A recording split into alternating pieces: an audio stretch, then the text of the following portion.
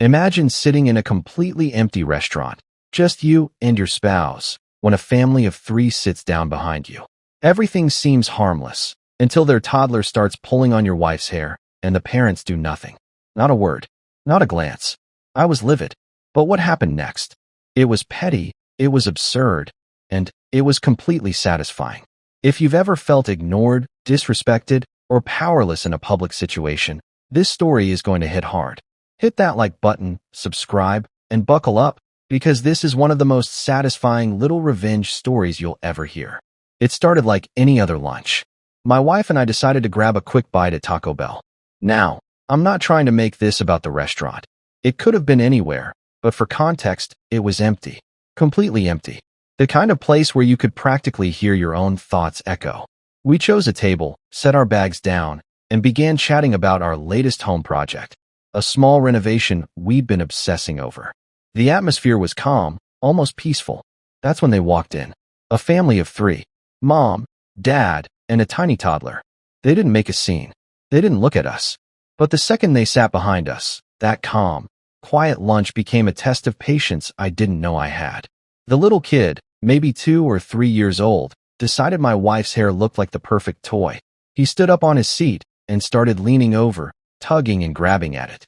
At first, my wife tried to handle it politely, softly asking the parents to intervene. Nothing. Not a word. Not even a glance. I felt my jaw tighten, my heart rate spike. That moment where your brain is screaming, "This is unfair," but your mouth doesn't have the words yet. Yeah, that exact moment. I watched as my wife gently tried to redirect the child and the parents, still ignoring us completely. Now, I've never been one to start a confrontation in public, but something in me snapped. I leaned over to my wife and started talking, but not about our home project in the usual way. I transformed it. I launched into the most absurd, profanity-laden rant you could imagine. Every word felt like it was dripping with rage and disbelief.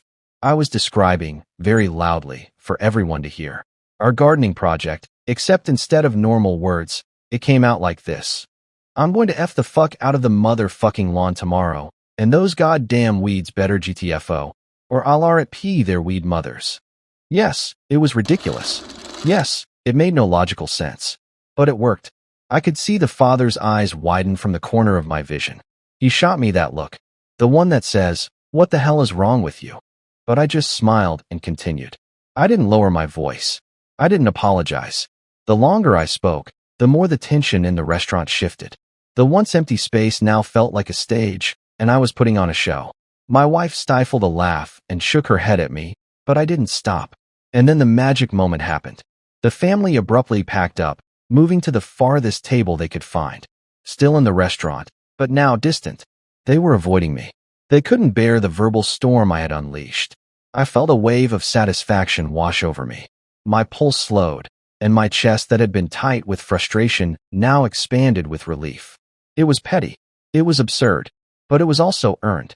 Picture it, the family sitting as far away from us as possible, glancing over their shoulders, clearly mortified. I caught the father's eye once more and gave him a polite nod, as if to say, see, I can exist in public spaces without being disrespected. The little toddler stopped tugging at my wife's hair because now he had no audience. His parents had suddenly become painfully aware of boundaries. And for me, that moment of silent victory, of justice served with nothing more than words, was enough. I won without yelling at them directly, without creating a physical scene. The revenge was in the discomfort, the realization that ignoring someone has consequences, even if the consequence is just a barrage of absurd, angry profanity. Sometimes, justice doesn't come in the form of lawsuits or social media callouts. Sometimes it's just a moment of recognition, a shift in power, and the cathartic satisfaction of reclaiming your dignity. I walked out of that Taco Bell feeling lighter, my wife laughing beside me, and the memory of that ridiculous verbal storm still makes me grin. If this story gave you chills, hit that like button, drop a comment about the most satisfying revenge you've ever witnessed, and subscribe for more stories where the little guy gets a moment to shine. Because sometimes, petty revenge is exactly what the world needs.